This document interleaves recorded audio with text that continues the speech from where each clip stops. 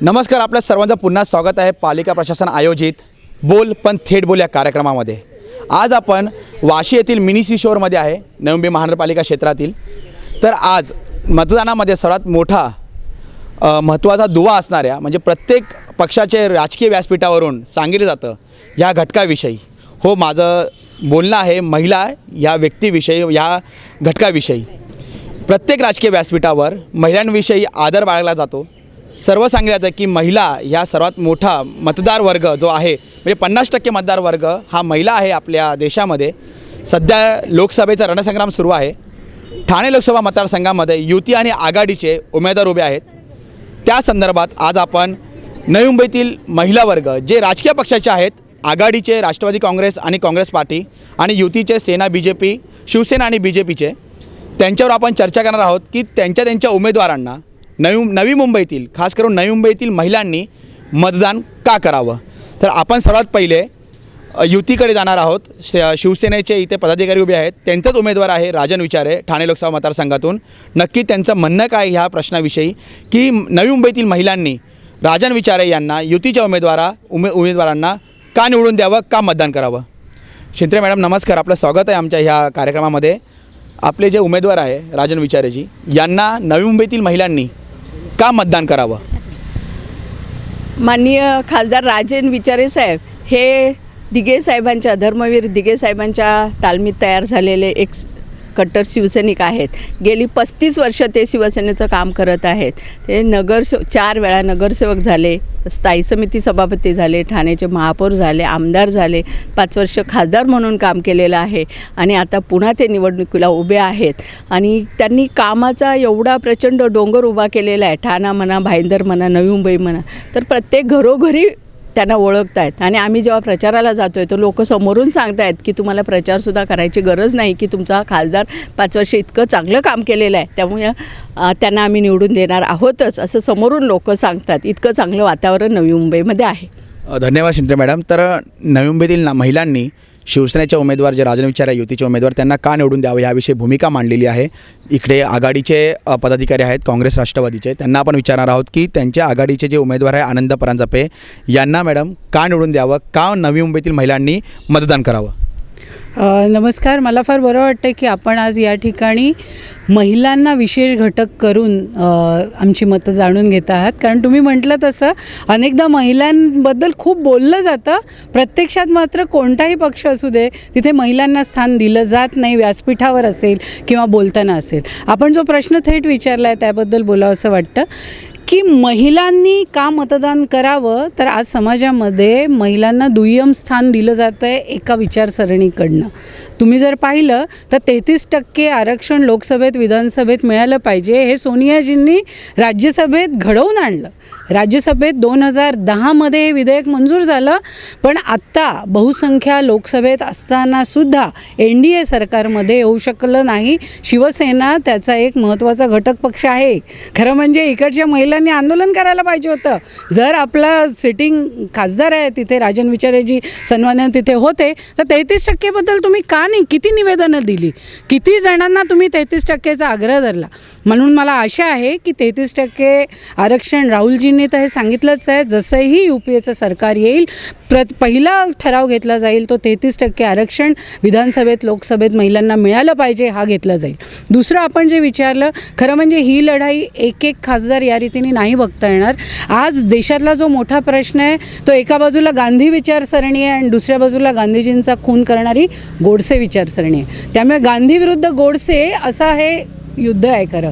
आणि त्याच्यामध्ये दुर्दैवाने असं झालेलं आहे की जी शिवसेना त्यांच्या सामनामधनं इतकी थेट टीका भारतीय जनता पक्षावर करत होती ती आज मात्र दात काढलेल्या वाघासारखी त्यांच्यासोबत गेलेली आहे। आणि म्हणून आता असं दिसतं आहे की नाईलाजानी असेल जे काही असेल पण आज ज्या भारतीय जनता पक्षाच्या विरोधात ते होते तेच राजन विचारे आज त्यांच्यासोबत गेले. म्हणून मला असा विश्वास आहे की येणाऱ्या लोकसभेमध्ये आपलं धोरण निश्चित न करू शकणारी ही जी शिवसेना आहे. आणि तुम्ही जर पाहिलं तर इकडचे जे आमचे खासदार आहेत राजन विचारेजी जे होते त्यांनी त्यांच्या फंडातले इन्फ्रास्ट्रक्चरवर 79% खर्च केले, पण शिक्षण आणि आरोग्य ह्याच्यावर 10%पेक्षासुद्धा कमी खर्च आहे. इन्फ्रास्ट्रक्चरवर खर्च करा, पण आरोग्य आणि शिक्षण हे काही महत्त्वाचे घटक नाही आहे. त्याच्यावरती उलट महिलांना त्याच्याबद्दल खूप आपुलकी असते, कारण खूपदा सामान्य माणसाचं जे कर्ज होतं ना ते या साध्या गोष्टींमध्ये होतं, इन्फ्रास्ट्रक्चरमध्ये होत नाही. त्याच्यावर दुर्लक्ष झालेलं आहे. आणि म्हणून मी मतदारांना आवाहन करते नवी मुंबईच्या की यावेळी मोठ्या संख्येने आघाडीला निवडून द्या आणि शिवसेनेचा पराभव करून, काही इथे व्यक्तिगत नाही आहे पण ही विचारांची लढाई आहे, ते पराभव करून गांधी विचाराला मतदान करा. धन्यवाद मॅडम. तर अशा प्रकारे काँग्रेसच्या आघाडीचे जे नेते मंडळी आहेत त्यांनी आरोप केलेला आहे की ज्या शिवसेनेने भारतीय जनता पार्टीवर गेली 4.5 वर्षे पंजे मारले आणि त्या पंजे मारले, भांडणं केली, मात्र निवडणूक आल्यावर त्यांच्याबरोबर संसार थाटलेला आहे. याविषयी आपण विचारणार आहोत शिवसेनेच्या नेते मंडळांना, महिलांना, की नक्की त्यांचं काय म्हणणं आहे काँग्रेसने केलेल्या ह्या आरोपावर. जय महाराष्ट्र. समोरच्या मॅडमनी जेव्हा सांगितलं ना की 5 वर्ष म्हणजे एवढ्या वर्ष त्यांनी फक्त पंजे मारत बसले, मॅडम हे चुकीचं आहे. कारण हे नॅशनल लेवलवरती चाललेलं आहे. आम्हाला आपल्या देशामध्ये ही शांतता पाहिजे असते, शांतता पाहिजे असते. आणि तुम्हाला सांगते आज 60-70 वर्ष राज्य करून पूर्ण देशाची अधोगती केली. जर तुम्ही सैनिकांचं बघितलं तर राष्ट्रीय स्तरावर ते बघितलं तर सैनिकांचं खच्चीकरण केलं. हे अल्पसंख्याकांचं त्यांना लांबून चालन करून त्यांना जवळ ठेवलं आणि आमच्या समाजामध्ये एकमेकांमध्ये तीड निर्माण केली. मला एवढंच सांगायचं की ह्या समोरच्या पार्टीला आम्ही त्यांच्याजवळ फक्त आणि फक्त आपल्या देशाच्या भवितव्यासाठी, आमच्या आजच्या नव्या पिढीसाठी आम्ही एकत्र आलेलो आहोत. कुठल्याही ह्याच्यासाठी नाही, स्वार्थासाठी नाही. आणि जर राजन विचाऱ्यांचं जर तुम्हाला बोलायचं असेल आम्हाला तर तुम्हाला सांगते की तळागाळातून तो माणूस वर आलेला आहे. तळागाळातून म्हणजे एक साधा शिवसैनिक, तो नगरसेवक, सगळ्या मॅडमनी सांगितलं की सगळी पद्धत त्यांनी बघली आणि त्यांना सगळ्या समाजातला, सगळ्या माणसांचा म्हणजे प्रत्येक कुटुंबाचा सुद्धा त्यांना अभ्यास आहे. आणि तुम्हाला सांगते की त्यांनी हे जे काम केले आणि एक साधी गोष्ट आत्ता उशिरा त्यांनी एक दिव्यांग संस्थेसाठी काम केलं, ह्या दिव्यांग लोकांसाठी काम केलं, आरोग्य शिबिर. इतकं चांगलं काम केलं की खरंच अगदी त्यांना टाकावं असं केलेलं. तर त्यांनी माणसात आणलं.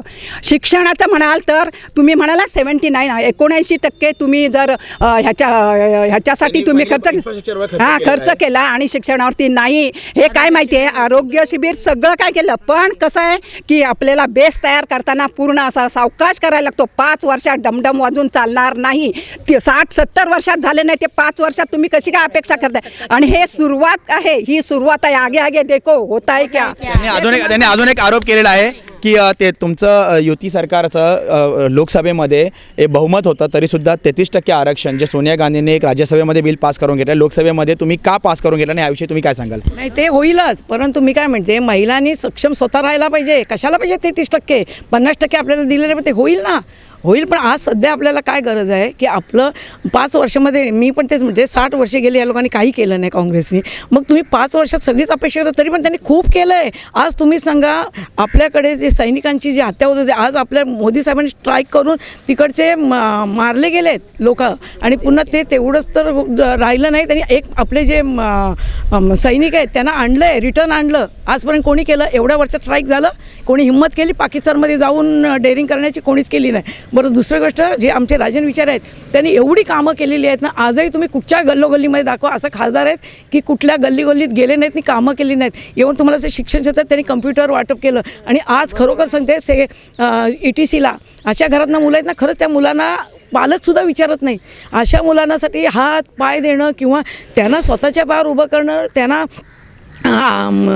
म्हणजे इतर गोष्टींमध्ये आरोग्यासाठी एवढं कुठेच केलेलं नाही दिव्यांगासाठी, आणि ते त्या माणसाने केलं आणि त्यांच्यासारखा खासदार होणं नाही. आणि हे एकमेव खासदार असे आहेत की सर्वसामान्यांनाच बरोबर घेऊन चालणारे. आज आम्हाला महिलांना इज्जत एवढी आहे ना पक्षामध्ये की आजपर्यंत आम्ही कुठे पाहिली नाही. धन्यवाद मॅडम. आता त्यांनी एक आरोप केलेला आहे, काँग्रेस पक्ष 60 ते 65 वर्ष एकतर्फी सत्तेमध्ये होता, मात्र त्यांनी काही केलं नाही आणि ह्या 5 वर्षामध्ये मोदी सरकारने खूप काही केलं असं त्यांचं म्हणणं आहे.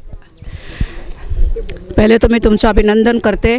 पहिल्यांदा नवी मुंबईमध्ये महिलांचे विचार मांडण्याची जी संधी आम्हाला मिळालेली आहे, तर तुमचं आम्ही मनापासून धन्यवाद करतो. काँग्रेस पक्षातर्फे तुमचा धन्यवाद. काँग्रेस पक्ष एक असं पक्ष आहे ज्यांनी बलिदान दिलेले आहे.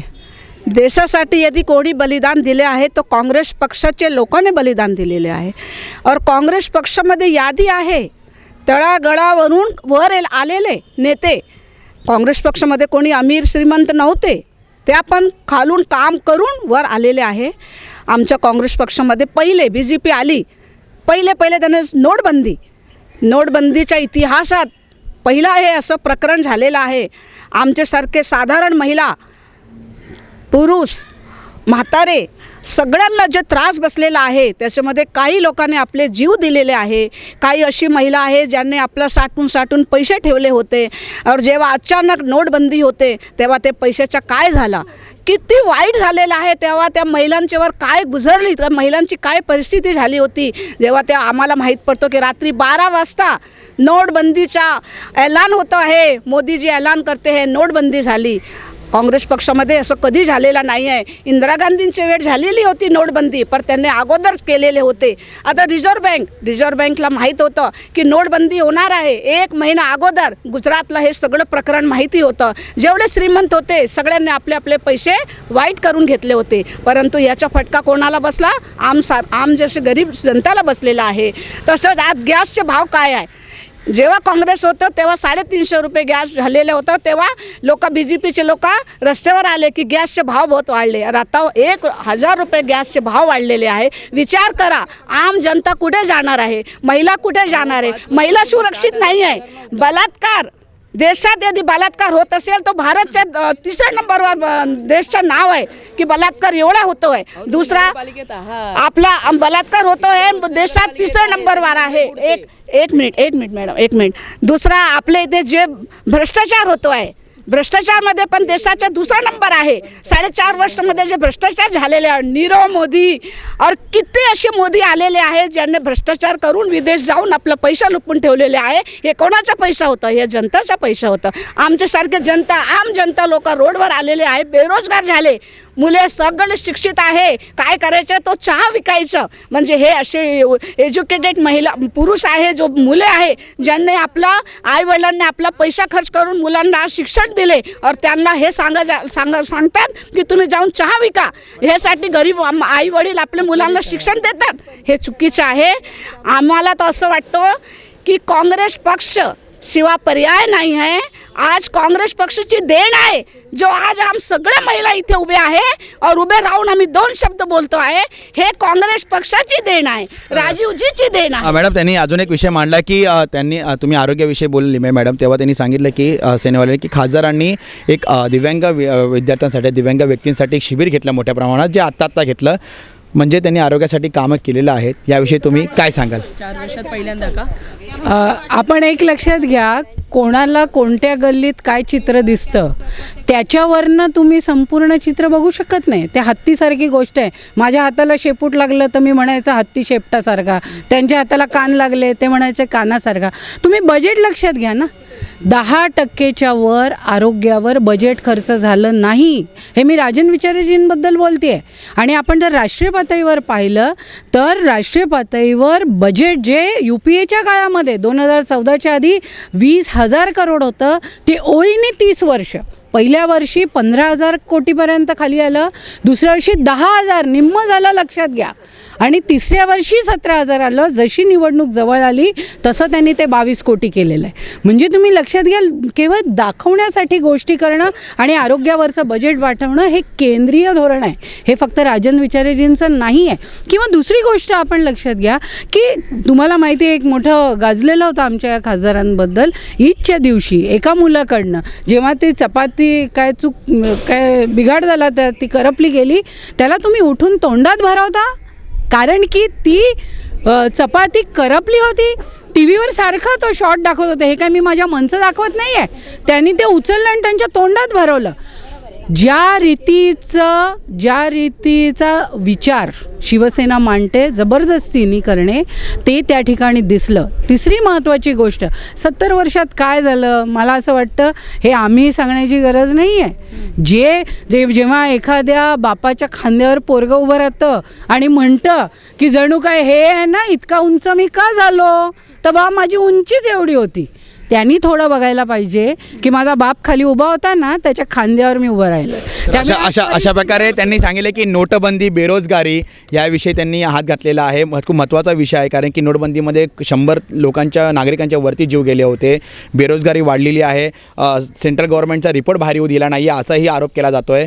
आणि त्याचप्रकारे काँग्रेसच्या नेते मंडळी, महिला पदाधिकाऱ्यांनी सांगितलं आहे की आम्ही आमच्या मुलांना पकोडे तळायला किंवा चहा विकायला शिकवतो का याविषयी. आणि सर्वात महत्त्वाची गोष्ट म्हणजे दिव्यांग शिबिर आणि शिक्षणाविषयी त्यांनी सांगितलं की हे शेवटला केलेलं आहे आणि शिक्षणाविषयीचा जो खर्च होता तो 10% आणि 12% केलेला आहे खासदारांनी.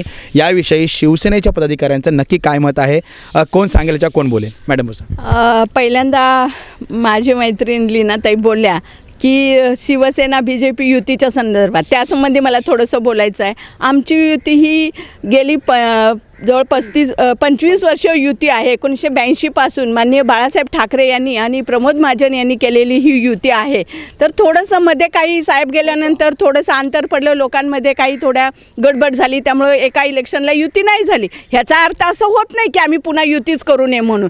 काँग्रेस आता आम्ही इतके वर्ष बघतो, मी 25 वर्ष राजकारणात आहे. 25 वर्षात काँग्रेसने अनेक मंडळींशी युती केली. आत्तासुद्धा बघा किती त्यांची युती आहे. ते महागठबंधन अख्खे भारतातले सगळे पक्ष एकत्र घेऊन त्यांनी गठबंधन केलेलं आहे. आमची युती तर गेली इतके वर्षाची आहे आणि ही युती आमची भगव्याची आहे. माननीय कालच्याच ठाण्याच्या सभेमध्ये उद्धव साहेबांनी हे सगळं क्लिअर केलं लोकांसमोर की तुम्ही म्हणाल युती का केली. युती जेव्हा आम्ही बोललो, उद्धव साहेब बोलले किंवा आमचे पदाधिकारी बोलले, कारण आम्ही शिवसेनेचे पदाधिकारी, या शिवसेनेचा अजेंडाच आहे की 20% राजकारण आणि 80% समाजकारण. आणि हे समाजकारण करताना कुठे जर अन्याय होत असेल, शेतकऱ्यांचे एवढे मोठे प्रश्न होते, त्याच्यावर सरकार काही करत नव्हतं. शिवसेनेने आवाज उठवला, सरकारने त्याच्यावर निर्णय घेतला आणि जे मुद्दे होते ते मुद्दे मान्य करून घेतले. माननीय मध्यवर्ती मॅडम त्यांनी विषय एक मांडला होता की नोटबंदीचं काय, नोटबंदीमुळे काय फायदा, लोकांचे जीव गेलेले आहे, बेरोजगारी वाढली, त्याच्याविषयी तुम्ही काय सांगाल? नोटबंदीमुळे सर्वसामान्य लोकांना अजिबात त्रास झाला नाही. त्रास झाला तो बड्या मंडळींना झाला. मोठे ज्यांच्याकडे काळं धन भरपूरसं होतं ते पैसे टाकायचे कुठे हा प्रश्न झाला. त्याच्यामुळे त्यांना दुःख वाटते. राहुल गांधी सारखे लाईनीमध्ये 3,000साठी उभे राहिले. हे शिवसेना आणि BJPचं करू शकले, बाकी कोणी केलं नाही. भ्रष्टाचारासाठी त्यांनी ऍक्च्युली हे केलेलं आहे, त्यामुळे त्यांचा भ्रष्टाचार बाहेर पडलेला आहे साहेब, लक्षात ठेवा. तर काळा पैसा बाहेर आला आणि त्याच्यामुळे काय झालं की आपल्या ज्या योजना आहेत त्या तयार करण्यास वेळ नाही लागला. खूप काळा पैसा बाहेर आला. काळे पैसे युती म्हणतात ना, युती ठीक आहे. मग तुम्ही आघाडी करताना त्यावेळेला तुमच्या बाईला इटलीची बाई म्हणाले होते पवार साहेब, मग तुम्ही कसे काय आघाडी केलात हा पण प्रश्न आहे ना. इटलीची बाई करून किटली घेतलात ना हातात. ऐका मला, आणि मोदी साहेबांना जेव्हा चहावाले म्हणतात ना, अरे 3 पंतप्रधान ज्यांच्या घरी त्यांचा मुलगा आज फक्त फक्त अशी बोट इकडे तिकडे तेवढंच आहे. हा, आणि असं पप्पू आणि असं गरम होऊन नाही चालत. समोरची माणसं बघा इतकी अभ्यासू आहेत, त्यांनी एवढा अभ्यास खानदा पुरा अभ्यास केलेला आहे आणि शून्यातून जग निर्माण केल्याने आता तुम्ही बघा सगळं असं लाईनी GST आली, आम्हाला त्रास झाला, आमच्या मुलांना त्रास झाला, पण सगळं आता पूर्ण लाईनवरती येते. आणि हे फक्त 5 वर्ष हो, आणखीन 5 वर्ष देऊया आपण त्यांना. आणि बघा तुम्ही फक्त त्यांनी आरोप केलेला आहे की नोटबंदीमुळे व नोटबंदीमुळे काळ्या जो पैसा होता त्यांच्याकडे काळ्या पैशाचा प्रॉब्लेम होता, त्या लोकांना त्रास झालेला आहे, त्या असं त्यांनी सांगितलं. त्याविषयी तुमचं काय म्हणणं आहे? नाही मला सांगा, काळा पैसा आला कुठे? आपलाच पैसा गेलेला उलट. लोक गरीब आणि लाईनीत उभं आम्ही प्रत्यक्ष डोळ्याने पाहिलेले. आणि ते मॅनेजर मोठ्या लोकांना घरापर्यंत पैसा पोचवतो आणि सामान्य लोक लाईनीत उभं होते आणि प्रत्यक्ष बघितलेली गोष्ट आहे. ज्यांनी तो ॲक्च्युली ते शिवसेनेचे लोक जे मांडतात खूप फार चुकीचं आहे. पक्ष इथे पक्ष बघू नका, पण आत्ता जे बोलणं आहे नोटबंदीबद्दल फार चुकीचं ते बोलतात की लोक लाईनीत अक्षरशः मरवतो. ते आम्ही स्वतः डोळ्यांनी पाहिलेलं. काय कारण आम्ही काँग्रेस पक्षाच्या लोकांनी पाणी सर्व केलेले आहेत. आणि काय सांगा मॅडम तुमचं काय म्हणणं आहे? पहिलं आम्ही आपला आभार मानते की आपण आपल्या महिलांना बोलण्याची संधी दिली त्याच्याबद्दल. आणि जसं ताई म्हणाल्या की मोदी चहा विकून वगैरे, तर एका चहावाल्याने फक्त जे शिकलेले मुलं आहेत त्यांना पकोडा तळण्याचीच संधी दिली असं मला वाटते. की कुठेतरी त्यांनी हे करावं पाहिजे की मुलाने शिक्षित अभ्यास करून झालेल्या मुलांना कुठेतरी त्यांनी पकोडा तळायला लावलंय. ह्याचा अभ्यास त्यांनी केला पाहिजे. आपल्या पक्षाने नाही, आपल्या पक्ष 60 वर्षाने भरपूर काही केलेले आहे. आणि ताई म्हणतात की काळा पैसा जर जमा केला असला तो काळा पैसा परत आला का नाही हे पण त्यांनी दाखवून दिलं पाहिजे होतं. जर काळा पैसा जमा केला आहे तर काळा पैसा परत आला का नाही हे त्यांनी दाखवून दिलं पाहिजे होतं लोकांना. हे अजूनपर्यंत दाखवून नाही दिले. आणि गेल्या 2016 मध्ये 38,000 लोकांचे रेप झाले आहेत. हे म्हणजे सर्वात मोठा प्रकरण आता 2000 मुलींवर रेपचा प्रकरण आहे. तो 2016 मध्ये 38,000 पर्यंत पोहोचला आहे, जो की या रेशोमध्ये एकदम सर्वात मोठा आहे जे मोदीच्या काळामध्ये झाले. जर तो म्हणतो की आमच्या काळात सर्व काही चांगले झाले, तर मुलींची रक्षा महिलांची रक्षा कुठे आहे? मॅडम त्यांनी अजून एक काँग्रेसवर आरोप केला आहे की ज्या राष्ट्रवादीच्या शरद पवारांनी इटलीची बाई म्हणून त्यांनी आपली वेगळी चूल मांडली राष्ट्रवादीची काँग्रेसमधून बाजूला होऊन, त्याच्यासोबत तुम्ही नंतर आघाडीसाठी का उभे राहिले? कारण की तुम्ही युतीवर तसा आक्षेप घेतला होता 4.5 वर्षाचा समोर विषय करून. मग शरद पवारांनी जेव्हा सोनिया गांधींवर नको ते आरोप केले होते, त्यांनी वेगळे गेले आणि त्यानंतरही तुम्ही आज राष्ट्रवादीच्या उमेदवाराचा प्रचार करत आहात आघाडीकडून. याविषयी तुमचं काय म्हणणं आहे? जर आपण पाहिलं तर देशापुढचा 1 नंबरचा प्रश्न काय असतो ह्या रीतीने सुरुवात करावी लागते. आज 1 नंबरचा प्रश्न असा आहे की ज्या सगळ्या आपल्या देशाच्या स्वायत्त संस्था होत्या, मग ती RBI असेल, सुप्रीम कोर्ट असेल, ED असेल, ते सगळे दबावाखाली आहेत. आणि जर तुम्ही पाहिलं तर सगळ्या धर्मनिरपेक्ष शक्ती एकत्र येत आहेत. फक्त शरद पवार नाही, तुम्ही तिथे सपा बसपा पाहिलं तर ते एकत्र येत आहेत.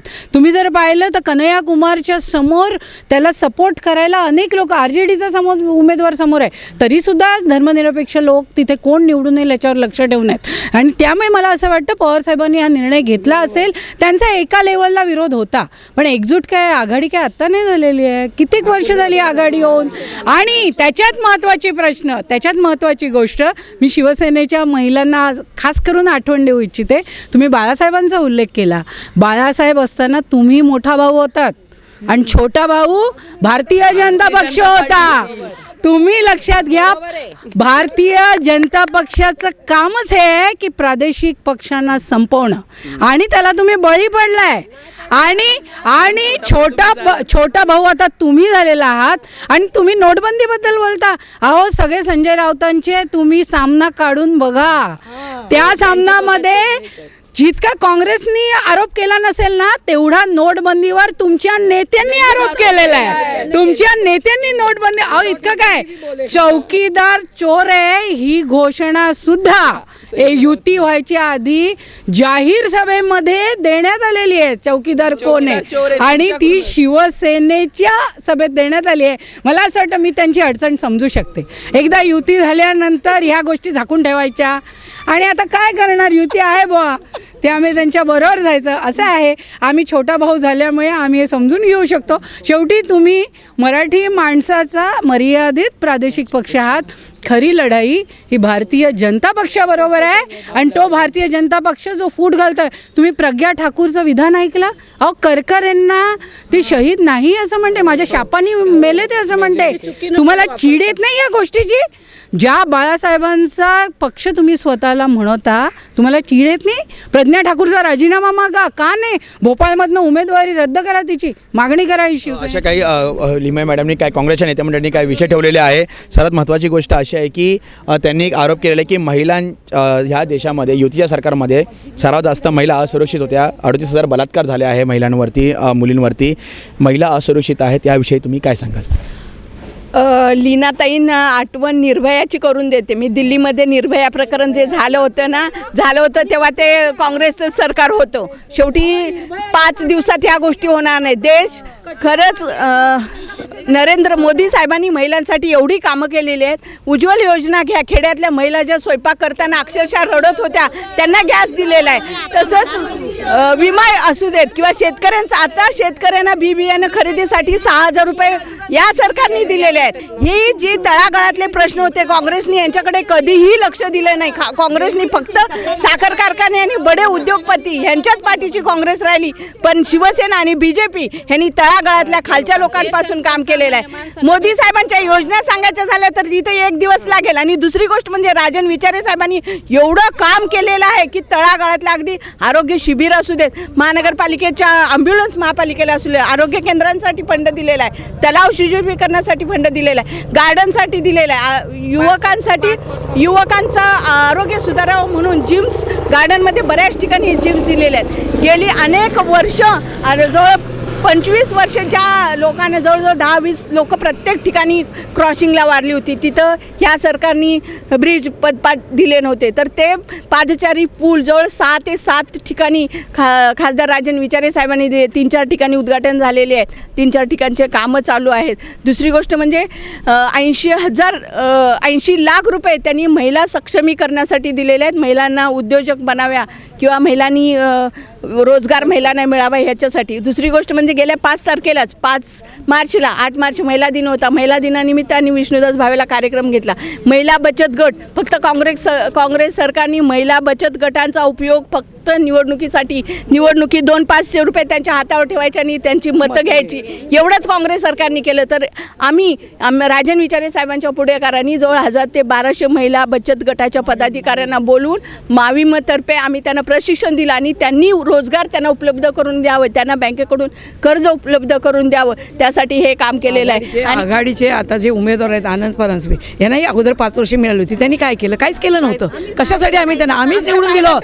आमचा बायोडाटा आहे ना, अख्खं पुस्तक आहे आमच्या ज्या उमेदवारांनी काम केले 5 वर्ष. आणि आनंद परांजपे पण आहेत, ते अगोदर आमच्याकडे होते. त्यांनी गद्दारी केली आणि ते राष्ट्रवादीत गेले, पण त्यांनी 5 वर्ष काहीच केलं नाही. आणि दुसरी गोष्ट मी एक सांगते की आनंद परांजपेकडे मी नगरसेविका होती आणि त्यावेळी आम्हाला एक लेटर पाहिजे होतं. हे माझ्या एक मैत्रिणीला, त्या आज आलेल्या नाहीत, एक लेटर साधं दिलं नाही. काय सांगितलं की आता मी तुमच्याकडे खासदार तिकडे नाही आहे. म्हणजे आम्ही जे 5 वर्ष आज जे आम्ही फिरतो त्यांच्यासाठी आणि मेहनत घेतली आणि त्यांना निवडून आणलं, एक साधं लेटर त्या माणसाने आम्हाला दिलं नाही. आजही माझ्यासमोर उभं करा त्यांचे PA आणि त्या लोकांना, तोंडावर मी म्हटलं तुम्ही फक्त याच आमच्याकडे, तुमचा प्रचाराला या, मग आम्ही तुम्हाला सांगतो. तुम्ही थोडक्यामध्ये महिला नगरसेविकाचा पाण्याच्या ऐवजी काय पाजलं लोकांना? शरीराची जीवनावश्यक वस्तू पाणी, ते पाणी मागितल्यावर काय सांगितलं होतं त्यांच्या याने? आम्हाला तर तो शब्द बोलायला लाज वाटते. आम जनतेला मूत्र प्या म्हणून सांगितलं होतं. अजित पवार जेव्हा उपमुख्यमंत्री होते, अजित पवारांनी तेव्हा एक गोष्ट सांगितली होती की धरणाच्या पाण्याविषयी शेतकऱ्यांच्या बाबतीमध्ये, त्याविषयी तुम्ही काय सांगाल? कारण की तो एक अवमानच होता. त्याचप्रकारे जे माजी नगरसेविका आहेत त्यांनी सांगितलं की आनंद परांजपे तुमच्या आघाडीचे उमेदवार आहेत, त्यांनी त्यांचा अवमान केला, एक पत्र दिलं नाही आहे कारण की ते आमच्याकडे, आता मी तुमच्या पक्षामध्ये नाही आहे असं सांगितलं. कारण की जेव्हा माणूस लोकप्रतिनिधीच्या ह्या पदावर बसतो, खासदार बनतो, आमदार बनतो, नगरसेवक बनतो, तेव्हा तो कोणत्याही पक्षाचा नसतो, तो नागरिकांचा असतो. मग अशा विचारशैली ठेवणाऱ्या व्यक्तीला नवी मुंबईतल्या महिलांनी खरंच मतदान करणं कितपत योग्य आहे? आता आरतीताईंनी जो अनुभव सांगितला त्यांचा व्यक्तिगत अनुभव असेल, मी त्याच्याबद्दल काही बोलणार नाही. मी पण एक व्यक्तिगत अनुभव सांगू शकते की प्रकाश परांजपे जेव्हा खासदार होते तेव्हा 33%ला तुम्ही पाठिंबा द्यायला जा हे आम्ही त्यांना म्हटलं, तेव्हा त्यांनी ते तातडीने पत्र घेतलं आणि त्यांनी ते पोस्ट केलं होतं. मला वाटतं व्यक्तिगत अनुभवावर जाणं हे आता लोकसभेच्या याच्यामध्ये योग्य नाही आहे. आपण राजकीय कार्यकर्ते आहोत, आपण थोडं आपल्या विधानांबद्दल बोलू. आता मगाशी बोलताना एक कार्यकर्त्या म्हणाला 33% कशाला? अहो तुमच्या नीलमताईंना विचारा, त्या प्रवक्त्या आहेत तुमच्या, 33%ला विरोध आहे का तुमचा? तुमच्या 33% सांगताना असं बोललं की महिला सक्षम आहेत, त्या असक्षम समजू नका म्हणून 33%चा बरोबर. मग सुरुवातीला आम्ही सगळ्या का म्हणालो आणि त्याला त्यांनी मान डोलावली की हो व्यासपीठावर सुद्धा महिलांना बोलवत नाहीत. ह्याला त्यांनी होकार दिला ना, मान हलवली ना, होकार दिला. तुमच्या टीव्ही मध्ये ते नोंद झालेलं आहे. याचाच अर्थ इथे अहो आरतीताई, इथे एका पक्षाचा प्रश्न नाही आहे. आजची सत्ता ही जर आपण सामाजिक विषयात बोलायचं तर पुरुष सत्ताक पद्धत आहे. तुम्ही विनोद बघा सगळे. तुम्ही आता अजित पवारांबद्दल बोलला, ते बोलल्यानंतर त्यांनी विधान मागे घेतलेलं आहे. त्यांनी ओपन सगळीकडे ते म्हणाले एका कॅम्पेनमध्ये हे मी बोललो आणि मी ते मागे घेतलो. एक तुम्ही खासदार दाखवून द्या भारतीय जनता पक्ष किंवा सेनेचा की जो स्वतःचं विधान मागे घेतो. नाही घेणार, कारण त्यांची विचारसरणी ती आहे. त्या विचारसरणीतनं बाहेर आलं पाहिजे. इनफॅक्ट मी असं म्हणेन की थोडा महाराष्ट्रातला सेना असल्यामुळे ज्यावेळी राहुलजींनी पंतप्रधानांना जाऊन संसदेत गळाभेट घेतली त्यांची, त्यावेळी सामनाने हेडलाईन दिली होती, भावा जिंकलस. कोणी दिली होती? सामनाने दिली होती. आणि कोणी लिहिलं होतं? सेनेच्या मुखपत्रात लिहिलेलं होतं. ही त्यांनी त्यावेळी दिलदार वृत्ती दाखवली होती. पण आज कुठेतरी असं झालेलं आहे. आता काय करणार? थोड़े समय पहले एक इशू आया था कि महाराष्ट्र सदन में दिल्ली में ईद के दिन जो वहाँ के वर्कर है उनको रोटी यहाँ के जो अभी उम्मीदवार है राजन विचारे शिवसेना के, उन्होंने ज़बरदस्ती खिलाई थी. इसके बारे में आप क्या कहोगे? देखिए, मैं आपका आभार करती हूँ, शुक्रिया करती हूँ. और ये जो आपने रोटी का मुद्दा उठाया है, ज़बरदस्ती तो हम किसी के साथ भी नहीं कर सकते हैं, चाहे कोई भी इंसानियत के तौर पे. उनको देना ही था तो अच्छे से भी दे सकते थे. ऐसा ज़बरदस्ती क्यों दिया? मतलब क्या उसका ज़बरदस्ती देने का? आप मुझे ये बताओ, क्या वो मुसलमानों को अपनी तरफ करना चाहते हैं? तो पहले तो मुद्दा ये है कि हमारी मुस्लिम कौम किसी भी धर्म के ख़िलाफ़ नहीं है. हमारी मुस्लिम कौम ने आज बताओ, हम लोगों को किसी की भी मंदिर में पूजा होती है, हमने कभी ऑब्जेक्शन नहीं उठाया और ना आगे भी इंशाल्लाह उठाएंगे. हमको उससे कोई फ़र्क नहीं पड़ता. आप पूजा करो ना, हमको कोई फ़र्क नहीं. मैं खुद जाती हूँ, मेरे को खुद मेरी महिला मंडल मेरी नमाज के लिए बंदोबस्त करके देती है. तो हमको किसी धर्म से कोई लेना देना नहीं है माइनॉरिटी को. दूसरी बात यह है कि नवी मुंबई में सानपाड़ा में मस्जिद का प्रॉब्लम कितना बड़ा इश्यू हुआ था. क्यों वो प्लॉट को अभी सिडको ने जब आपको दे दिया, तो ये कार्यकर्ता लोग कौन होते हैं जो मस्जिद के लिए ना बोल सकते हैं? मैडम, वो मुद्दा लोकसभा का नहीं है, वो मुद्दा स्थानिक लेवल का है, म्युनिसिपल कॉर्पोरेशन का लेवल का है. पण लोकसभा का जो आपने जैसे बताया की जबरदस्ती इंसानी नाही कर सकते, तर ह्याविषयी तुम्ही काय सांगणार सेनेचे पदाधिकारी की महाराष्ट्र सदनमध्ये खरंच तो एक निंदनीय गोष्ट होती, माणुसकीच्या काळीमा फासणार होती की तेव्हा त्यांना ईद होती, त्याचा रोजा चालू होता आणि त्यांनी जबरदस्तीची ती रोटी जी काय खराब दाखवली होती की अन्न खराब होतं, आता दाखवण्याचा प्रयत्न राजन विचारे यांनी केला जबरदस्तीने फोर्सफुली. याविषयी तुमचं काय म्हणणं आहे? हे बघा,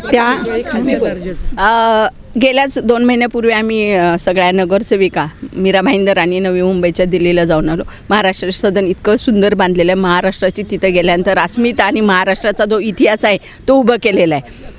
नाही, जे कुणी बांधलं त्याचा प्रश्न नाही. सत्ता होती त्यांनी बांधलं, ज्यांची सत्ता होती तेव्हा त्यांनी सत्ताधाऱ्यांनी ते बांधलेलं आहे. पण त्याच्याबद्दल आम्ही कौतुकच त्यांचं करतो. आम्ही शिवसेना मोठ्या मनाचे आहे, त्यामुळे आम्ही त्यांचं कौतुकच करतो. खूप छान वाटलं आम्हाला तिथं गेल्यानंतर. पण एवढं छान महाराष्ट्र सदन बांधल्यानंतर तिथला जो कॉन्ट्रॅक्टर होता जेवणाचा तो नॉन महाराष्ट्रीयन होता आणि त्याला महाराष्ट्राच्या खाद्यसंस्कृतीची काडी मात्र कल्पना नव्हती. तिथली जी चपाती होती त्याच्यामध्ये केस आणि बराचसा कचरा होता आणि ती बघितल्यानंतर तू अशी खातो का म्हणून राजन विचारे साहेबांनी फक्त त्याच्या तोंडाला लावली. राजन विचारे साहेबांना कुकचं कोणी आपण जात विचारत नाही. तिथले जे वेटर किंवा कुक कोण असतील त्यांची कधीही कोण आपण कुठल्याही हॉटेलमध्ये गेल्यानंतर जात विचारत. त्यामुळे पहिली गोष्ट राजन विचारे साहेबांचे सगळ्या क्षेत्रात, मुसलमान क्षेत्रात सगळ्यात भाभींना मी सांगेल की सगळ्यात जास्त मुसलमान मित्र त्यांचे आहेत. आणि परवाचीच नवी मुंबईची गोष्ट सांगते, पत्रक काढून नवी मुंबईतील सर्व मुसलमान बंधूंनी त्यांना सपोर्ट दिलेला आहे. पत्रक काढून जाहीर. त्यामुळं ते मुसलमान आहेत याची कल्पना नव्हती, म्हणून त्यांनी त्या तोंडाला फक्त लावलं होतं. अगदी काय त्यांना जबरदस्ती खायला नव्हतं लावलेलं. हा पत्रकारांनी आणि विरोधकांनी केलेला इश्यू आहे, बाकी काही. त्यांनी अजून एक विषय केला की धर्मनिरपेक्ष लॉबी म्हणजे धर्मनिरपेक्षता आणि हिंदुत्व विचार याच्यामध्ये आज लढाई आहे. आणि त्यासाठीच आज महागठबंधन त्यांनी जे केलेलं आहे, काँग्रेसने आणि इतर पक्षांनी संविधान वाचवण्यासाठी धर्मनिरपेक्षता जी काही देशाने आपल्या आत्मसात केली आहे स्वातंत्र्यानंतर, ती धर्मनिरपेक्षता वाचवण्यासाठी, ती शाबूत ठेवण्यासाठी त्यांनी महागठबंधन केलं आहे. आणि हे सर्व हिंदुत्वाचे विचार जे आहे, नॉर्मली बोललं जात नाही, परंतु हिंदुत्वाचे विचार लादण्याचा जो प्रकार आहे त्याला विरोध करण्यासाठी आणि संविधान आणि लोकशाही वाचवण्यासाठी, बळकटी करण्यासाठी त्यांनी महागठबंधन केलं आहे. त्यांची आज लढाई विचारसरणीची आहे असं त्यांचं म्हणणं आहे. ह्याविषयी तुम्ही काय सांगाल? हे बघा, हे सांगतायत ना, हे वाचवण्यासाठी, हे चुकीचं आहे. हे फक्त त्यांच्या आता हे वाचवण्यासाठी, त्यांचा पक्ष वाचवण्यासाठी, त्यांच्या सत्तेसाठी आहे. हे फक्त सत्यासाठी नाही, सत्तेसाठी आहे. कारण समोर बघितलं एवढे बलाढ्य म्हणजे एवढासापेक्षा एवढे झालेले आहेत. आणि आता आपलं काय होणार, म्हणून अगदी सगळ्यांना बरोबर घेऊन कुणीकडून आम्हाला सत्ता पाहिजे, कारण त्यांना सत्तेची सवय आहे. सत्तेशिवाय राहू शकत नाही, म्हणून हे चालले. हे काही नाही, हे संविधान वगैरे ना, देशाची काळजी पडलेली नाही. कशी काय देशाची, काय कधीच झालेलं नाही. माजी शेख साहेब कल्याणचे आमदार किती वर्षापूर्वी होते. जातीचं राजकारण आमच्या पक्षात कधी होत नाही. 40% लोक त्यांनी शिवसेनेने सांगितलंय, शिवसेना पदाधिकारी सांगितलंय की तुम्ही कोणी कोणत्याही गोष्ट सुरक्षित करण्यासाठी नाही, तुम्ही सत्तेसाठी नाही, सत्तेसाठी तुम्ही हे महागठबंधन केलंय. तुमची ही लढाई आहे, सत्तेसाठी आहे. कारण की सत्ते वाचून काँग्रेस पक्ष राहू शकत नाही असं त्यांचं म्हणणं आहे.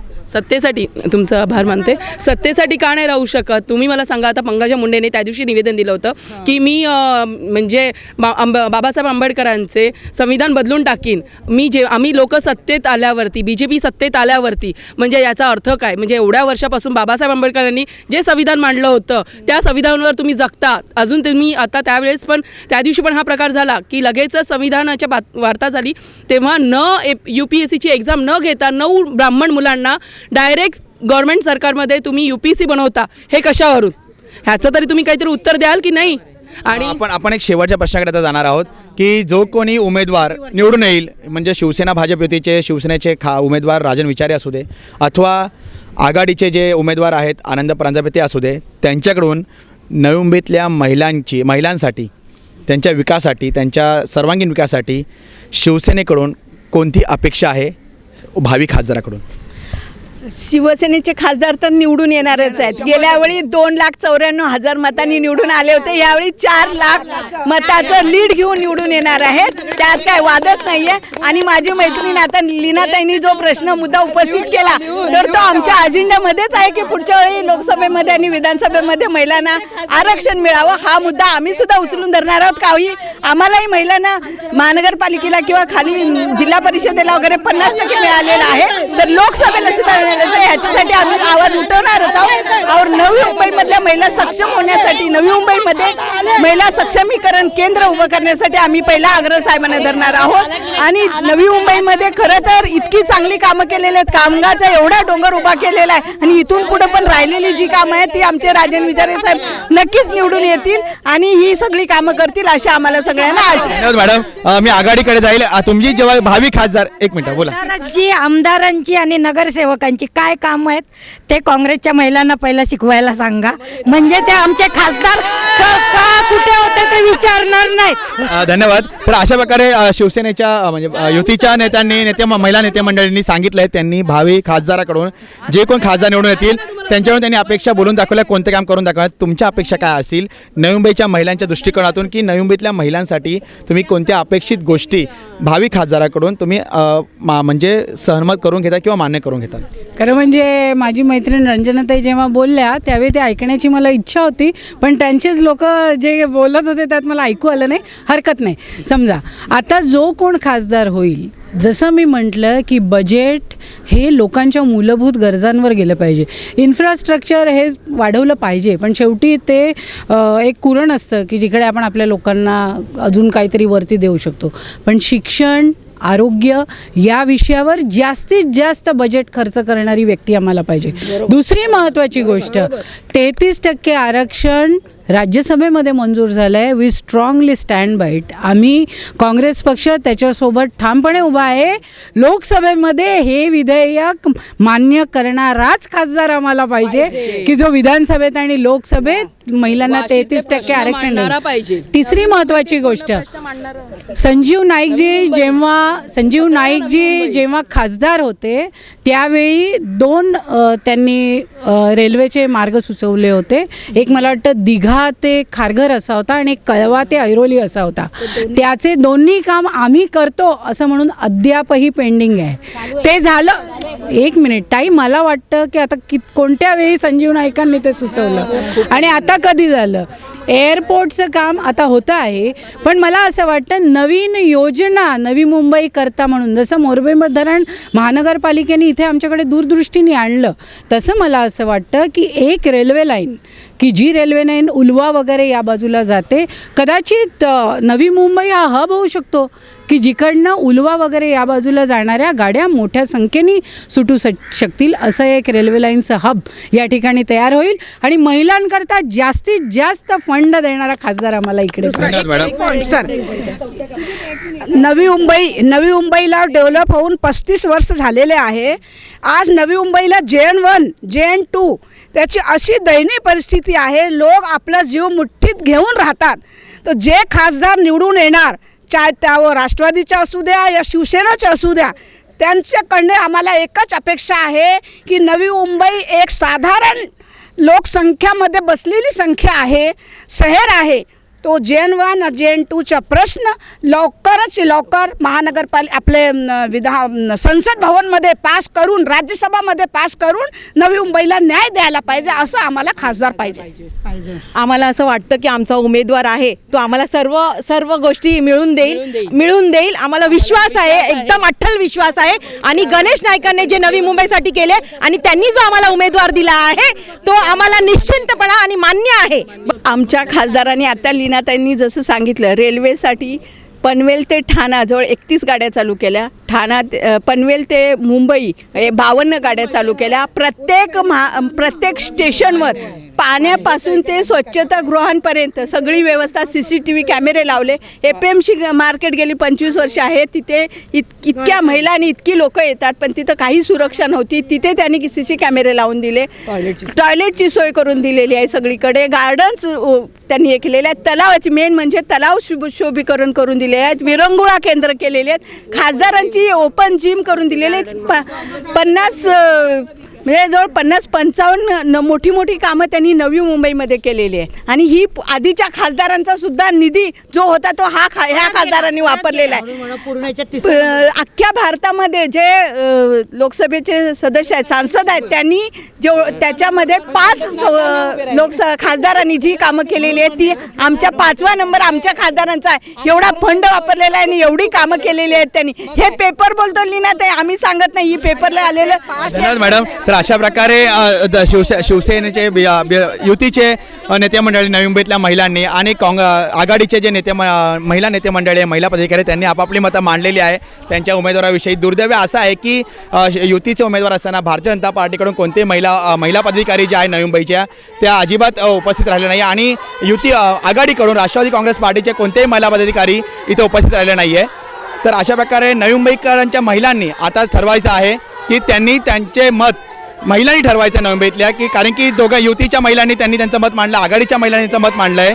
आता नवी मुंबईतल्या महिलांनी ठरवायचं आहे की त्यांनी त्यांचं मत राष्ट्रवादीला द्यायचं आहे, म्हणजे आघाडीला द्यायचं आहे, की राजन विचारे यांना शिवसेना BJPच्या युतीला द्यायचं आहे. कॅमेरा पर्सन प्रकाश धुपेसोबत मी सुदीप घोलप, पालिका प्रशासन, वाशी, नवी मुंबई.